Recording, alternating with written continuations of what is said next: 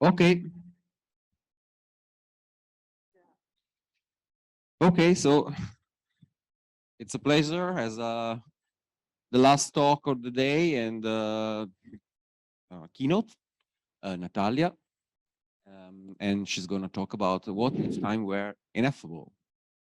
Thanks very much for the invitation as well, and for organizing this lovely event. It's nice to see everyone again.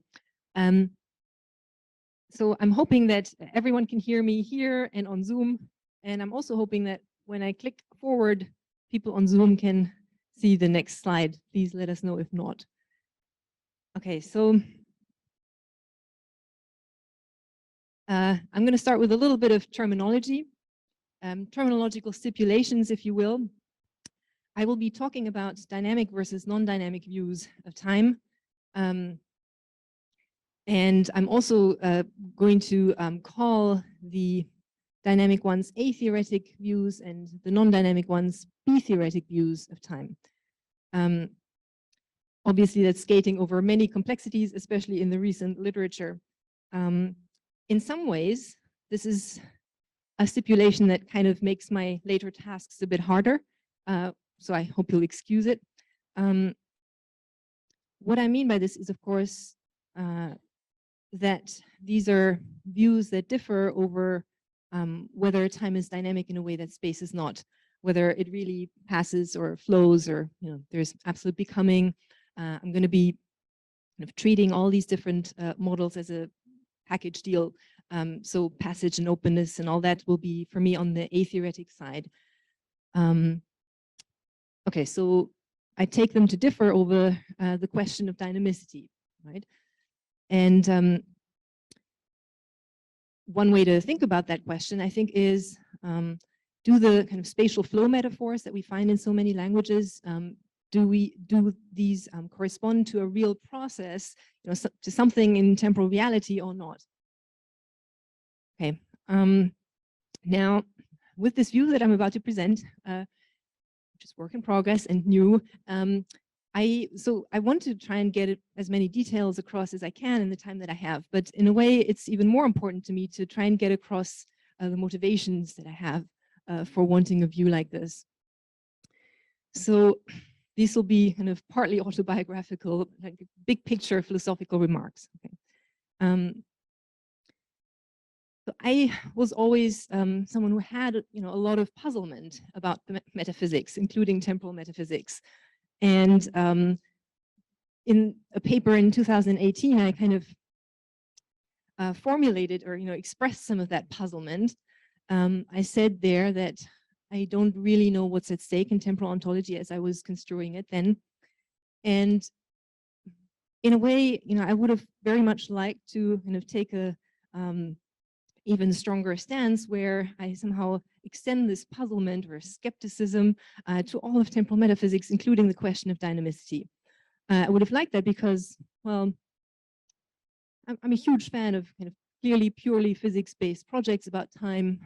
I was recently reminded, people, worrying mostly about directionality, for example, whence the dynamical asymmetries in the behavior of macroscopic bodies, they kind of tend to say, well, I don't really know what that passage stuff is supposed to be about. So I feel like I can't really say that in all philosophical honesty. I think I do understand the question a little bit, at least.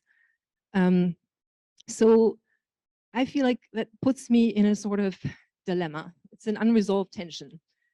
And that's kind of been bothering me more and more. And I feel like I'm not really the only one who's in this predicament. So it has often seemed to me as though some naturalistically inclined philosophers of time sometimes self-describe as B-theorists, and then occasionally kind of dismiss the question of dynamicity as ill-posed or nonsensical, or using kind of metaphysical machinery they don't understand. And the way I'm understanding this debate, that's not something you can do, because the B theory is a positive metaphysical view about time. It uses the same ideology that the A theory uses. So that's why I think I'm not the only one in this predicament. And to my mind, you know, this problem, this unresolved tension, is bound up with what you think about explanatory projects in the vicinity. In particular, if you're interested in explaining why manifest time includes features like flow and openness, those projects tend to me to be steeped in the A's and B's, even when, you know, purportedly moving past them. Now, I'm motivating my account here, and in a way, there's something strange about my pointing to internal tensions to motivate my account, because my account is certainly not free of inconsistency, as you will see.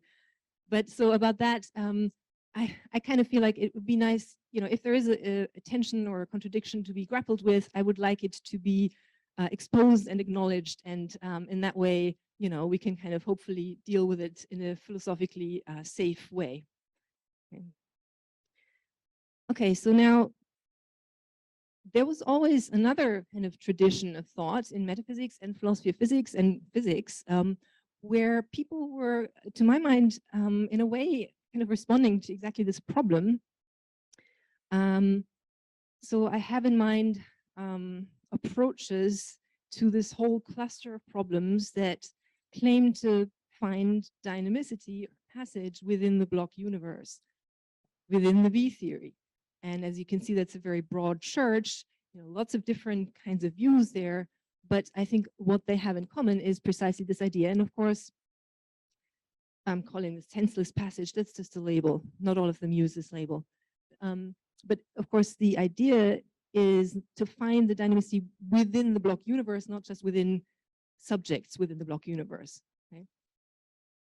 And so I like these approaches very much, but I've also come to feel that there's a glaring unresolved problem with them, which, you know, in a nutshell, I'll talk about it in more detail in a moment, but in a nutshell, it's just, well, how can that be a thesis that's both non-trivial and plausible? Well, what is that saying? Okay, so with these remarks in mind, then, let me first of all give you a sense of some of the positions that I have in mind here. Jinan Ismail was mentioned earlier today. Take, for example, this quote from one of her papers.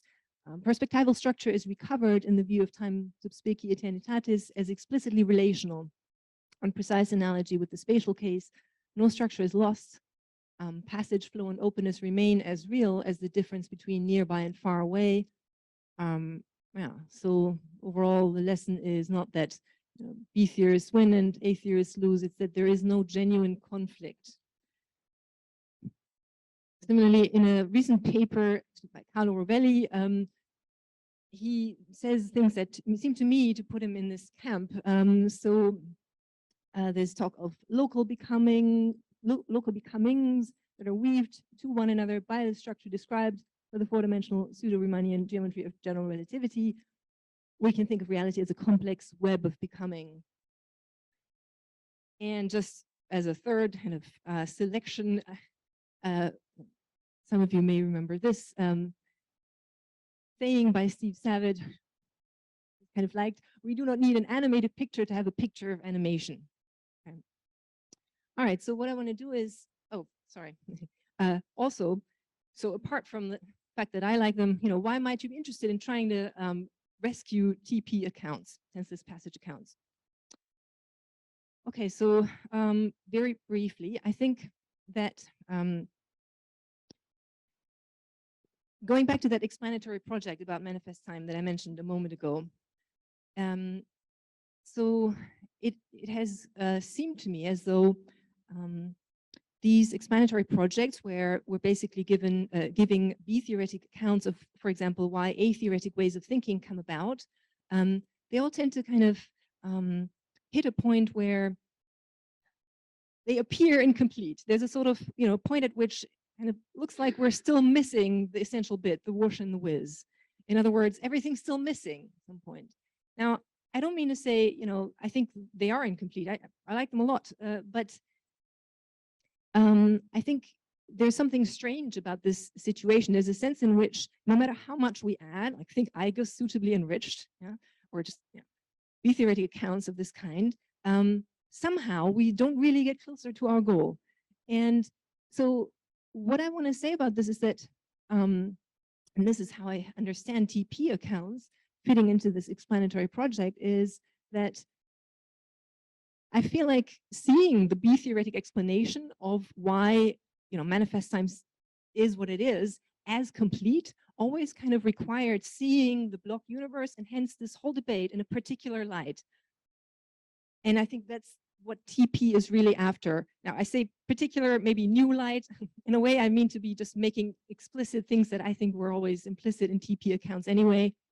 But so tenseless passage accounts, TP accounts, the point of them, to my mind, is that they always kind of intended to effect this intellectual gestalt shift, so to speak, thereby solving this problem, admittedly, in a sense, dissolving it, but I don't think in an objectionable way. I think solving it at the right, at the meta level, where it should be dissolved. So that's kind of, again, some broad brushed remarks about why one might be interested in rescuing TP accounts. Okay, so here's what I'll do. I'll talk more about this problem that I see them as facing. And then I'll sketch what I'm calling ineffability view. Then in this third section, I'll confront the obvious problem with talking about things that are ineffable. And then I'll come back to TP at the end. Okay, so here's Oliver Pooley on kind of the problem of reconciling passage with relativistic physics. He says, there are two kind of easy routes to an affirmative answer. One, provide a deflationary analysis of passage compatible with the block universe. Let's focus on that. That's not taking passage seriously, right? Now, Jinan Ismail kind of responds to exactly this in one of her papers. But I think her response kind of boils down to this. She says, relationalists, read this as TP theorists, generally register puzzlement about what the idea of passage is. And so that to my mind is, one of those, in a way, one of those moves where we kind of, at strategic points in the discussion, withdraw to that broader skeptical stance, which I think is problematic also by the lights of Ismail's own account. So she talks of reifying temporal perspective. I think that's a good way to put it. And in order to kind of pose the explanatory question that she poses, and in order to answer it in the way that she does, which we heard a little bit about earlier, I think one does have to understand the question. One does have to understand what the question of dynamicity is supposed to be about.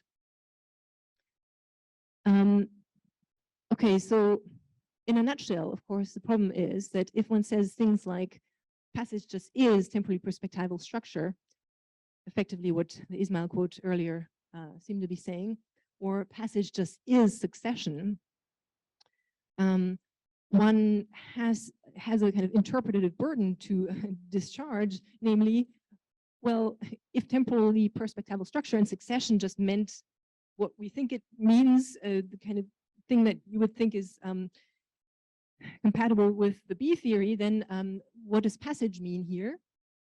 And in particular, there only seem to be two options, both of them bad ones. One of them yawn-inducing, in Ehrman's words, because then we're just saying succession is succession, and the other one obviously false. So it seems because we're saying the A-theoretic stuff is in the B theory. Now, I want to also mention a recent paper by Lisa Leininger, who also actually attempts to address exactly this problem. And well, so you might think, the problem with all this has been that I kind of equated the A and B contrast with the dynamic, non-dynamic contrast from the beginning. I said it's making my task a little harder, so why do that, right? Pull these apart. And then, of course, you have to find some A-B neutral way to say what passage is. which is what this is intended to be. She says the essence of time's passage lies in the way that time differs from space, namely in that it involves a change in which events have become from earlier to later. As she is well aware, that only pushes back the problem because now you need an A-B neutral way of saying what becoming is. And ultimately, the account is this. It's a relational account, kind of reminiscent of Howard Stein's being already definite as of.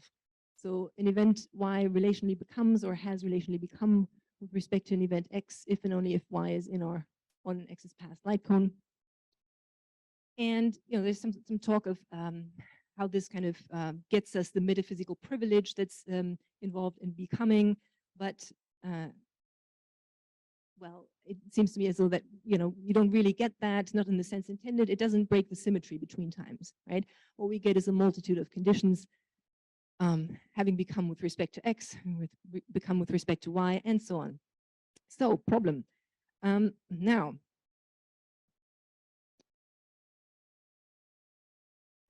I mean, I think, one thing that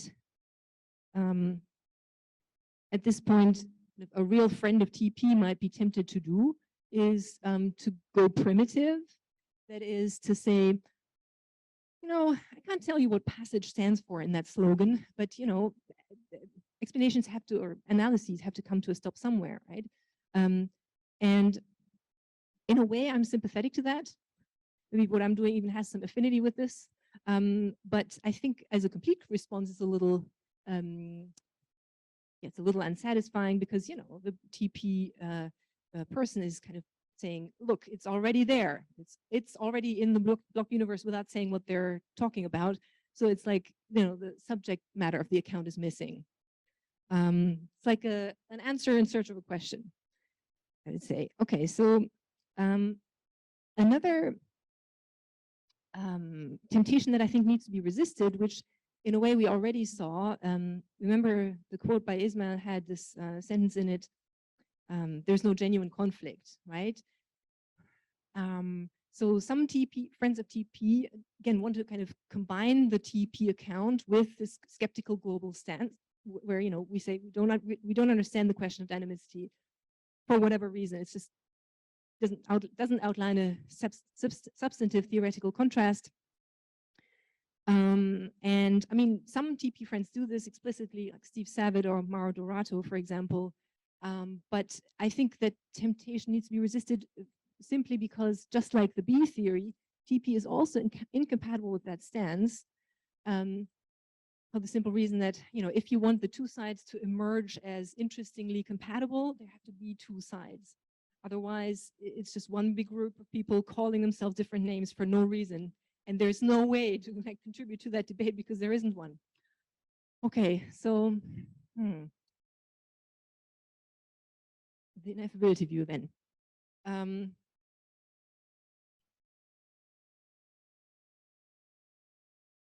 Okay, so let's kind of gather the desiderata, the aims, and okay, so here they are. It seems to me that if we take the question of dynamicity seriously, there really are only two options. Either it passes or it doesn't. What TP wanted was to outline a genuine alternative while taking the question seriously, which, as I just said, is what it would need to contribute to the debate. And of course, that is a contradiction in terms. Now, the idea would be to embrace this, I say, apparent contradiction for reasons that will become clear later, I hope, and take it to do something that some contradictions can do. Contradictions can show up limits. And in this case, there would be limits to temporal sense making, to borrow a term by Adrian Moore, limits to, making sense of time, making sense of this aspect of time. Okay. So the idea would be, and this is of course how ineffability enters, that conceptual and linguistic tools break down in this arena, in this specific, well-delimited arena. That's the idea. And I just want to say at this point, although admittedly this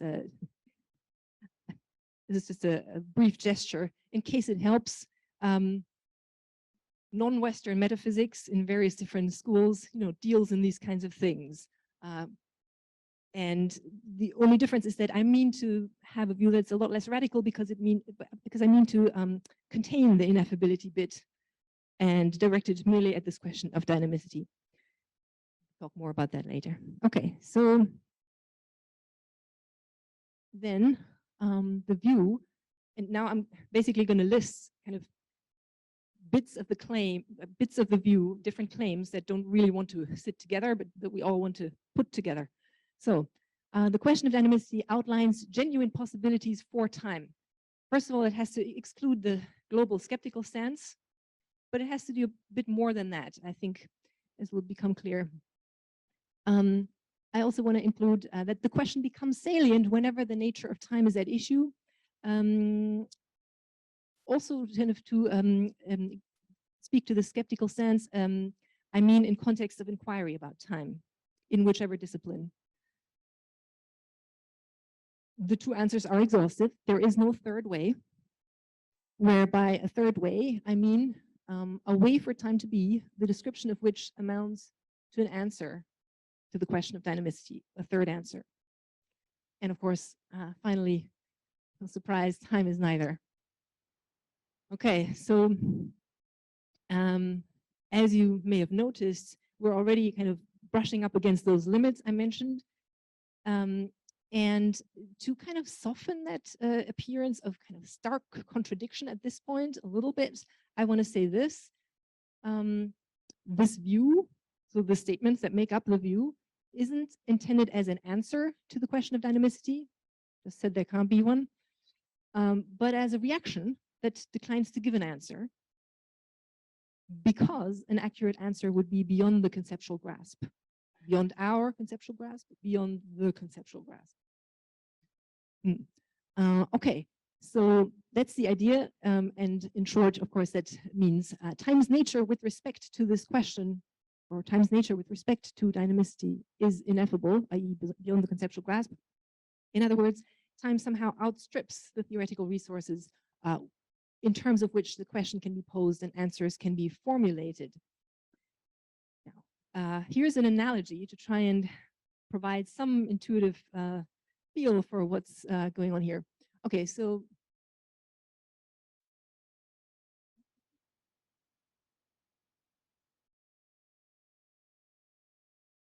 think of the question of dynamicity as a kind of conceptual veil beyond which we can't look, except to hypothesize that there is something beyond. I just said the question is one that arises in context of inquiry about time. Compare it to Kantian transcendental idealism. So what I have in mind is, as far as I understand, the literature is divided on whether actual ineffability has anything to do with transcendental idealism, but I think there are certain similarities, and they would be this. So take transcendental idealism to be the view that there are both noumena, things in themselves, and phenomena, appearances, and the noumena somehow affect us, giving rise to the representations through which phenomena are presented. Here, the noumenon would be time as it is in itself, apart from any A or B theoretic nature. And the phenomenon would be time as it presents itself in inquiry, its cognitive appearance, if you will. That is as something that we need to interrogate using this question, using the question of dynamicity. So in other words, the analogy would be, what's being constituted here is not, as on transcendental idealism, the world as we experience it, but rather time as we're able to conceptualize it. So, this is the shape that questions about time take for us. We as inquirers contribute the question to inquiry about time. Okay, now the analogy kind of highlights a couple of questions, analogous ones, arising for transcendental idealists, epistemic questions in particular. So let me say a little bit about each one. Yes. So first of all, how does ineffability sit with the fact that there is successful scientific inquiry into time? Obviously, this can be no more than a brief programmatic remark. But as you'll see when I talk about TP, the idea is, well, it will look almost as if we're using B-theoretic machinery to point towards time's ineffable nature. So I think that certainly with respect to relativity, there won't be any kind of content level revisionary implications. Where there are implications, I think they wouldn't be content level, they would be maybe methodological, because it might be that this view kind of steers us away from, well, it might be that it gives us an impetus not to pursue certain philosophical lines of thought in connection with the theory. Maybe in some other arenas, there might be content level revisionary implications. For example, insofar as, say, causal set theory research program depends on the dynamic interpretation, like insofar as it has to be understood as being about a genuine growth, then this view would steer us away from at least those interpretations of the theory as being based on a questionable philosophical assumption. Okay, now what I really want to focus on is the second question. How is holding the view compatible with the epistemic limitation implicit in it? In other words, if time is ineffable, well, we can't talk about it, let alone know what it's like. And if we can't know what it's like, how can we know this view is true? Of course, I'm not saying it's true, only that it's worth considering, but why, if it's not true? And all this is, I think, bound up centrally with the paradox of ineffability. So it's time to say something about that. Okay, well, so the paradox arises with respect to any of these phrases, all of which I've used, right? All of them are kind of in a way trying to say what can't be said according to the view. And I want to say a little bit, obviously I can't just like solve the paradox, but I want to say a little bit about 3 different ways that I currently see, maybe there's others, of saying something about these phrases that, saying a little bit more about these phrases that kind of allows us to get a bit more of an intuitive handle on the view. And here are those 3 approaches. I'm not going to try to kind of conclusively evaluate any of them. I think they each have merits, but they also each have costs. So the first approach is one that actually borrows from some approaches to religious language. Just because, well, I mean, it just so happens that theologians have kind of wrestled with these problems for a while. And, for what it's worth, metaphysics did develop like in close proximity with philosophical concerns raised by religions. So, here it is. Basically, some approaches to religious language, apophatic approaches or negative theology approaches would treat statements like God is ineffable, or yeah, we can't successfully represent God's nature. Obviously, you have the same problem there, as being really about religious language, saying for some reason, in their case, for moral and spiritual reasons, it's not appropriate to represent God in those ways, okay? And of course, this is what you would get if you did the analogous thing here. Now, of course, the question would be, in what sense not and why not? Clearly here the problem isn't moral or spiritual, rather it would have to be theoretically inappropriate. But it can't be because all these representations are false. If you're thinking why not, bear with me on the third approach, that'll be the case. But on this approach, it would be a kind of rote theoretical inappropriateness. And, so you might want to insist on there being another reason specified as to why not, because otherwise it is kind of like finding fault, metaphysical fault with the question of dynamicity without saying what that fault is. Nonetheless, there is, of course, the idea in apophaticism that the statements that I just, so the statements about religious language, it's inappropriate to represent God in these ways. They're about religious language, but thereby hint at something about God. And so, if the problem is that these statements are suggestive of something more, which I haven't said anything about, I think maybe in a way that's the right result. Maybe time's ineffability would manifest itself in the inability to say more about why not, about why it's theoretically inappropriate to say more, to give any of these descriptions. So if the statements kind of hint at something about time, which they need to for this to be a metaphysical view of time, an anti-metaphysical upshot, so much the better. Nonetheless, so it has pros and cons. You might cautiously kind of add the metaphor of a lack of fit. Question doesn't fit time. But that can only go so far, and it's not totally clear that that avoids the paradox. Because if the question doesn't fit time, saying so might not fit time either. But it's one approach. Here's a second one. So,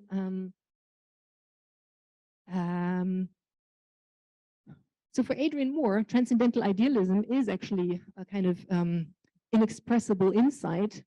So that suggests that, well, there's at least one kind of another approach to be had here. Adrian Moore takes transcendental idealism to be, well, in his words, a kind of music of words, an artful and quasi-aesthetic bit of nonsense. So it's not, so the idea is there are practical states of knowledge that are non-representational, ineffable, and this position is itself intended to be coherent. I can't say much about, like whether it is or not.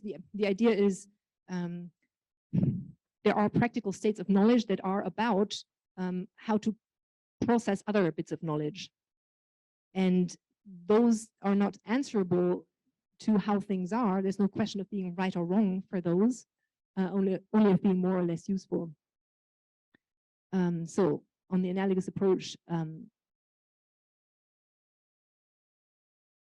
ineffability view would be the nonsense that results from an attempt to put an inexpressible insight or know-how into words, where the know-how in question would be negative. It would be sidestepping the A's and B's when theorizing about time and temporal experience. All right, so here's a third approach, biting the bullet, contradictory limits.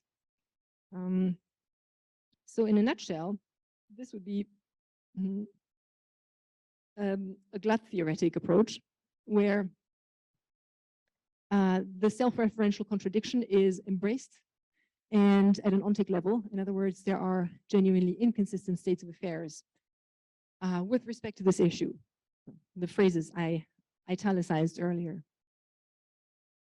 So each of the phrases that I showed earlier would be both true and false. In other words, time's nature with respect to dynamicity would be beyond the conceptual grasp, and thus also not beyond it. You might think that's a very high price to pay for moving past the A's and B's, but I mean, my impression is that, at least from some of these papers, that in a way, a kind of real global anti-metaphysical stance may not be able to do without glut theory. And so I'm not convinced that this isn't actually a natural pairing, for what it's worth. All right, so back to TP, what do we do with this?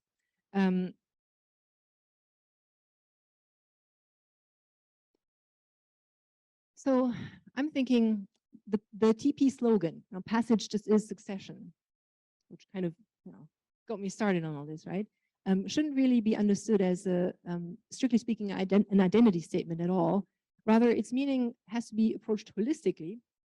And on this view, it would be a compressed way of expressing that metaphysical theorizing reaches its limits when it comes to time's nature with respect to dynamicity. So the idea would be that talk of succession and other temporal talk becomes a kind of placeholder, a reminder of the limits of temporal sense making.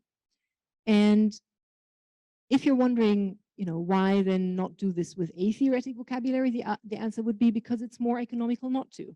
It's simpler. We quantify over any times that we need to in our best theories in any of the disciplines we care about. And yeah, I think that kind of makes sense of the intellectual gestalt shift that TP seemed to be after, because if time's nature with respect to this issue is beyond the conceptual grasp, then in a way silence is called for when we confront it. Now, you might think this is just a B theory in disguise. Looks like it. TP looked like. So the first thing to say about this, that actually, it's not, I mean, I think an equally good case, equally good though bad, but equally good case could be made for its being an A theory, because of course, all this talk of ineffability is reminiscent of what, someone wondering about the essence of time's passage, the whoosh and the whiz might have said. Plus, it's A theorists that traditionally wrestle with paradox, right? But in fact, the position is neither. It just kind of alternatingly appears as one or the other, just like TP, which is why I think it's a sensible addition. Okay, now there are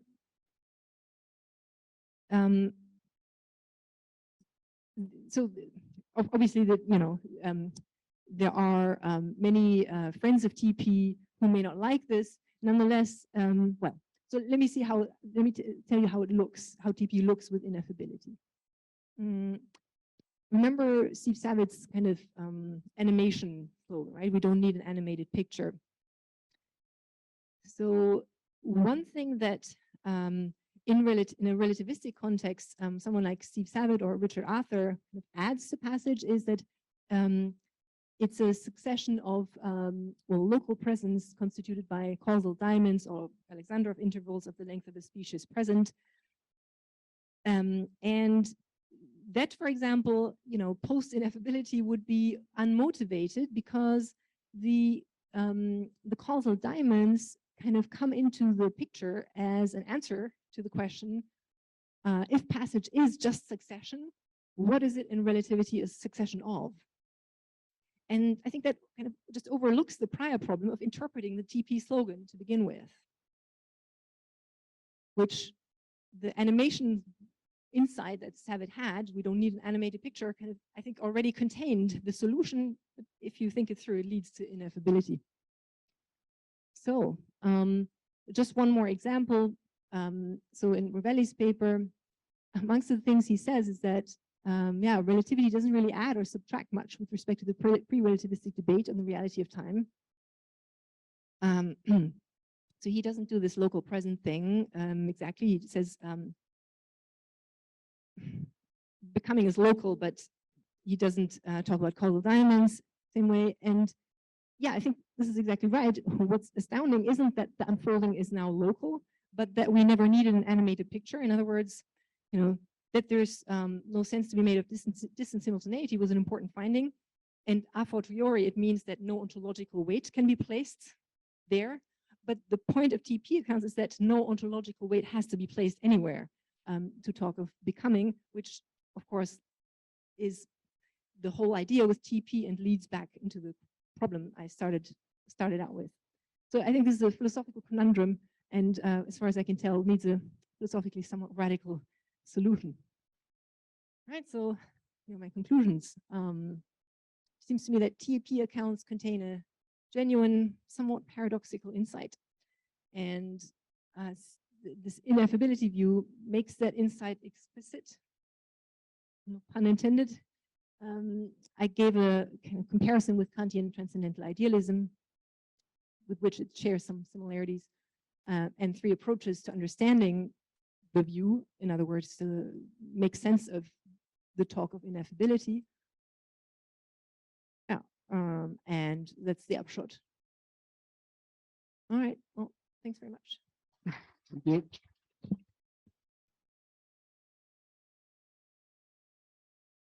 Okay, so keep your hands, please.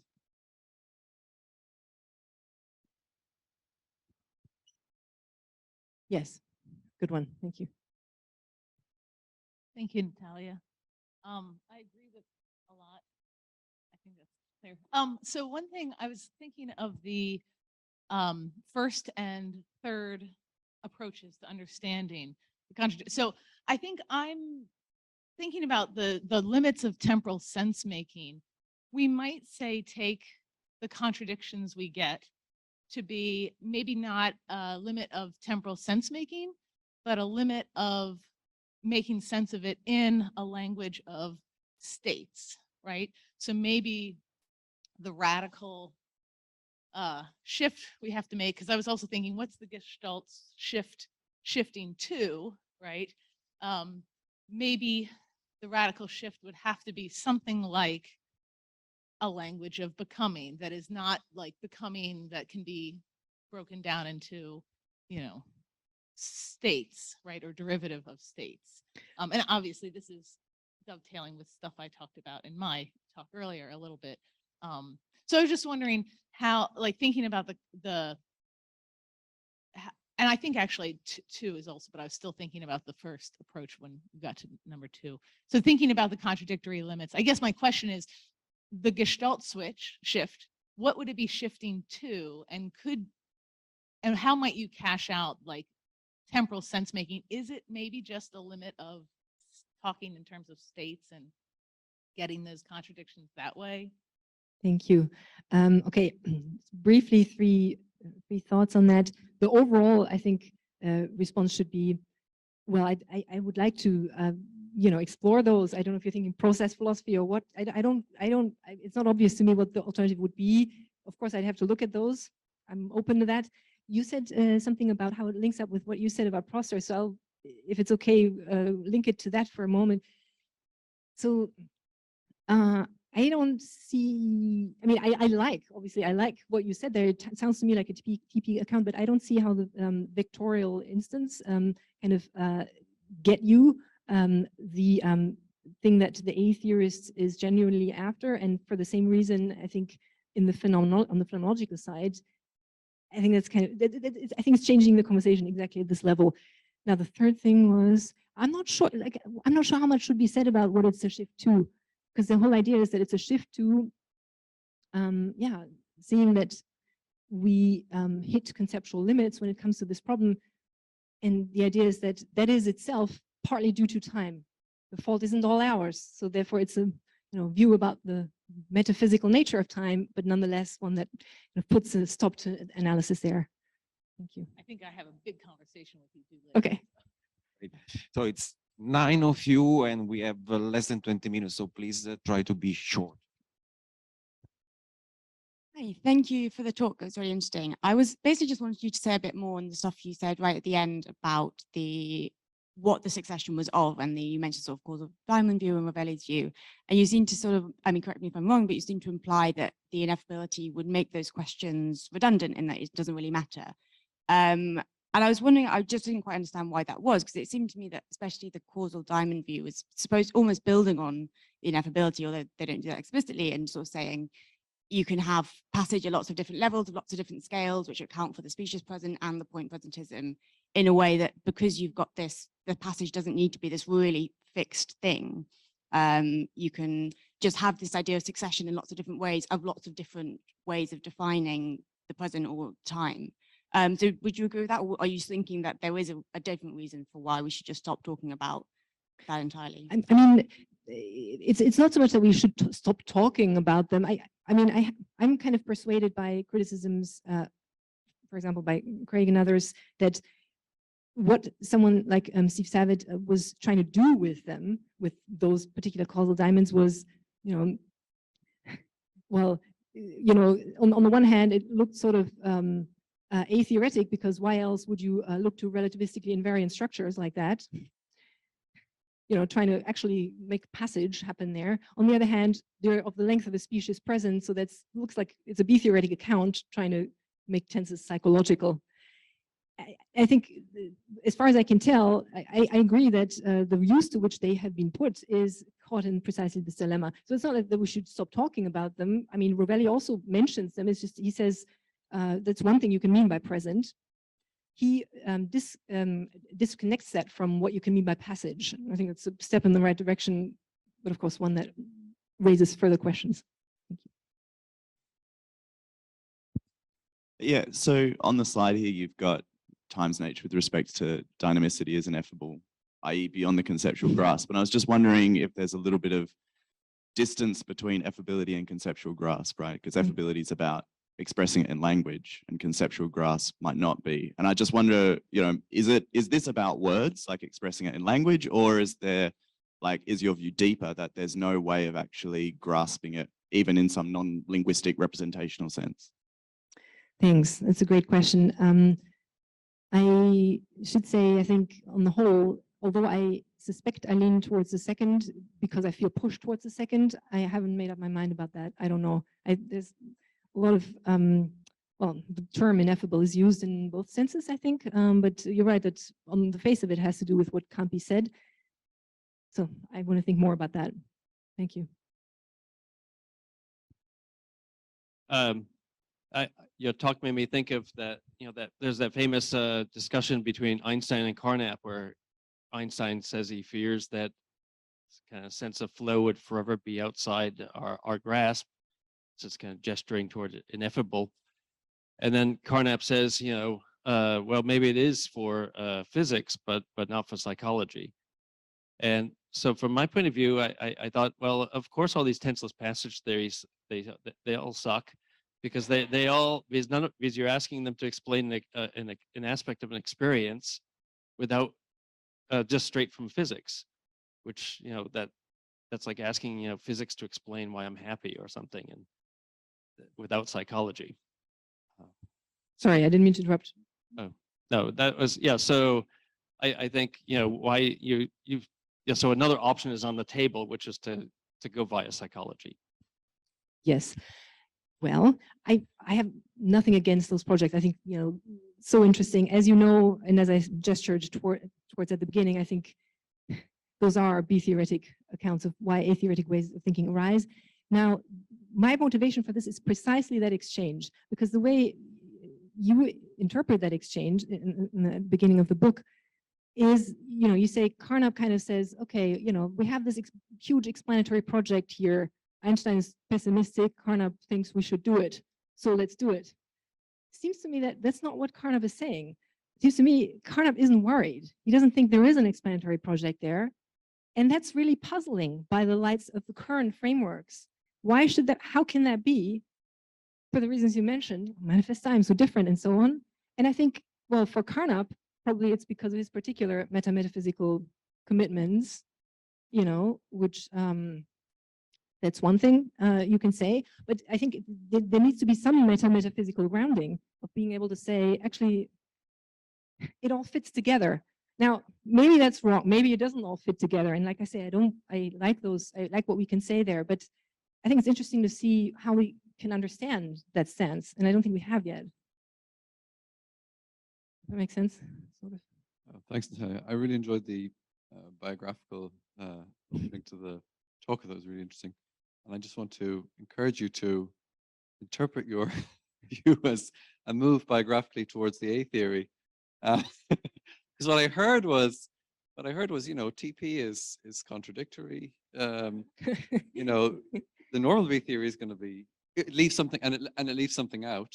The normal B theory obviously is going to leave out whatever TP leaves out. And so, you know, the ineffability view, it's, you know, it's interesting, but it involves embracing kind of a contradiction. Or so really, all that's left is the A theory. Oh, no, look. Yeah. Not so much of a question than a comment. Thanks very much. It's great. Okay, so I'm sorry that I prefer this to being an A theorist. It's, yeah. But okay, so it's like this. It's not. I mean, I understand the question, and hence I understand the A-theoretic impulse, but it's not.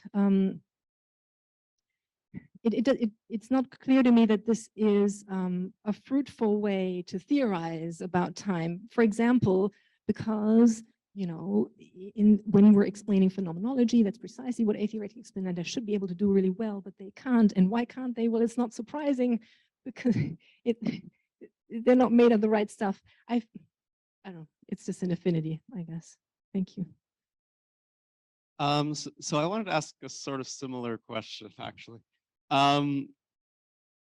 So presumably space is not ineffable. It's perfectly understandable by science. Science says the nature of space, that's perfectly fine. But if that's the case, then there's this sharp line between space and time. Time has this ineffable quality to it. Space is not at all ineffable. It's perfectly understandable by science.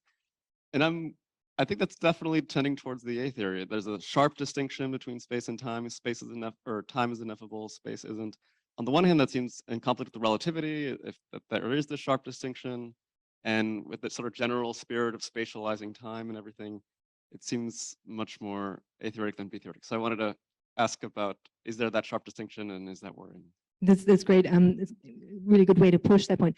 So the reason I currently think, I want to think more about it, but the reason I currently think I don't have that problem is that even though I talked of time here, and you can contrast that with space not being ineffable, I mean, what I'm saying, I think, can be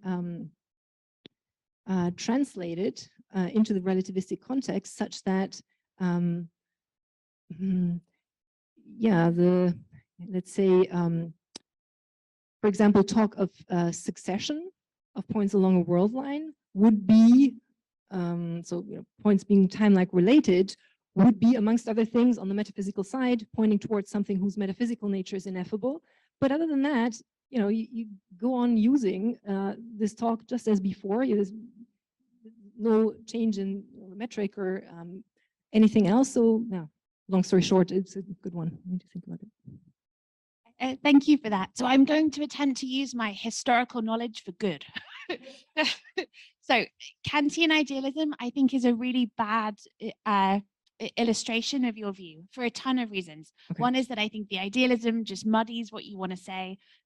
Another is that he doesn't have much to say about the ineffable at all. And most importantly, lots of people read him as saying there is no external ineffable stuff for various reasons. But I have an alternative for you. Okay, sorry, can you just repeat the first of the three? I forgot. Oh, yeah, sure. First of the three is that the transcendental stuff, I think, just muddies the waters for you. You don't have anything to do with transcendental idealism. I think just ditch that. But I have an alternative, which is 19th century movement known as metaphysical agnosticism. It was held by a load of scientists, so Herbert Spencer, T.H. Huxley. Yeah, I don't know whether you're familiar with it, but they literally say that there is various features of the world that are unknowable, and they are inspired by Kant, but it's a whole different view. And literally, the objections you're considering to your position are objections they consider. So they say, well, how can science make progress if features of the world are unknowable? And they have answers to that. They say exactly the same. How can we even talk about the unknowable if it's unknowable? And they have answers to that. So I think that would be like a really good ancestor for what you want to say. Great, thanks. Yeah, so I mean, I think the main thing I want to say is thank you very much for those references, and I will be looking those up. And if those guys are influenced by Kant, well, that's all the more interesting. Transcendental idealism seems to have many different interpretations. So, sorry, I was now responding to the previous, but yeah, let me just leave it there. Thank you very much. Thank you for the talk. That was really cool. I actually have, I'm curious about something. So why in the third approach you mentioned there, the contradictory limit, I was wondering whether you, I mean, you just go straight to dialetheism, to priest and dialetheism. I was wondering whether you considered, or what would you think about ways to have the third approach without going that far as dialetheism, right? Something such as Barnes and Williams metaphysical supervaluationism, or Wasserman that was quoted yesterday, who has this like indeterminate laws of metaphysics, indeterminate grounding. I don't understand grounding. I understand indeterminate grounding even less, but maybe it could be useful for you. I don't know whether you thought Okay. about that, but thanks for the I talk. haven't thought about that, and maybe those are other approaches that should be kind of listed before we like go to the like really extreme one. I thought you might have mentioned fragmentalism too, but maybe that's different. I'm going to ask you about those references. Thank you. Okay, thank you, Natalia. You know I like your paper right before, really original. So I hope you have the patience to once again explain me what, like, I'm just puzzled with. I like it. I'm just puzzled with the first motivations. If you could explain me that again, what puzzles you so much about TP? Why is there so much reason to move to that ineffability view? And second thing is smaller, just if you forget about this, your three approaches, like I don't find any of these three approaches to solve the puzzle yet very satisfactory. So it'd be maybe good if you find another. So the first one, I mean, as you already said, appropriate in the religious context, appropriate to understand, theoretical appropriate in what sense, to what goal. The know-how approach, I mean, you don't want to say what you're saying is nonsense, right? And you know, how can you have a know-how if the way to get to it is through uttering nonsense? I also didn't really get that. And the third one, doesn't, like contradictory, doesn't really just seem to describe it either. It's not that you don't want to say time is itself contradictory in nature, right? That's it's just ineffable, or maybe I missed something. Well, on that third view, I would be saying that. But that sorry. time itself is contradictory, or just that you want to try and say something about it? Well, both, I think. Yeah. Thanks. Yeah, great. To kind of start at the beginning, yeah, I mean, about TP, maybe we should talk more about it, but I mean, I just, yeah, with respect to TP, I also just kind of both really still like those approaches, and there's so many of them, you know? And I think by the terms of that first order debate, there's nothing that that thesis can amount to. It's just a contradiction in terms or else trivial. And I mean, I at least want to make explicit what I always had in mind when I said things like this. All right, well, with respect to the three approaches, yeah, there are costs to each of them. I don't know if I agree with you on everything you said about the know-how approach, but I mean, these were just sketches, and I think those are genuine concerns. They won't dissolve the paradox. I don't think that can be done, but of course, that is kind of part of the point. Limits of temporal sense making. Thank you. Okay, I'm kind of thinking you might get a kind of higher order vagueness thing here, where my position oscillates between A theory and ineffability, but never as far as B theory, because that would be crazy. But one thought I wanted to put to you was, so often you hear people setting up a contrast between sort of presentism and eternalism, and I think that implicit contrast sort of does something in the account where you're trying to dissolve that dispute. But once you start bringing other things in, for example, causation or modality, and kind of past future asymmetries, as well as space-time asymmetries, you start to get views that look kind of less like B theory. Really? You mean the growing block theory? Yeah. Just as an example. Yeah. I don't think I have anything new to say about that, but yeah, let's talk more about it. Yeah. Okay, I'm just going to follow in with something that Emily had said. I liked your Kantian move; it was interesting.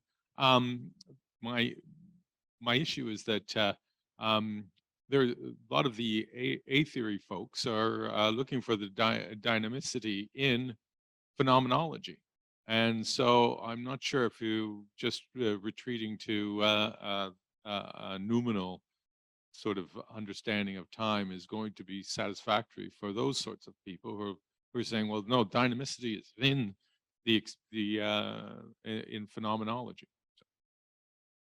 Great. Yeah, another really interesting take on that. I think the answer is that yes, for that reason, this shouldn't really be too appealing to A theorists either. It really isn't either. It isn't either. About the explanatory project with respect to phenomenology, it does a lot of dissolving. I haven't said here anything about, you know, whether it does too much dissolving. I just made comments, but yeah, it certainly doesn't give you metaphysical resources with which you could then try and explain phenomenology. But as I said, that's part of the point. So thanks a lot to Natalia. Thank you.